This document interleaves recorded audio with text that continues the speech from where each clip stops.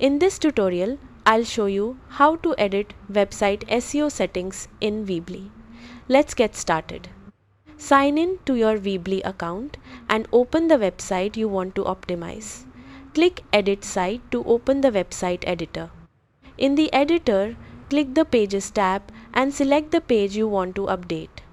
Open the Pages SEO settings. Here, you can edit the SEO title, page URL, and meta description for that specific page. Enter a clear and descriptive page title that includes your main keyword. Update the page URL so it's short, easy to read, and relevant to the page content.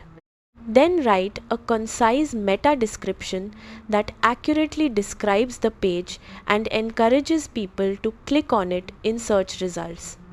Save your changes and publish your website to apply the updated SEO settings. It may take some time for search engines to recognize the changes. That's how to edit website SEO settings in Weebly. Thanks for watching.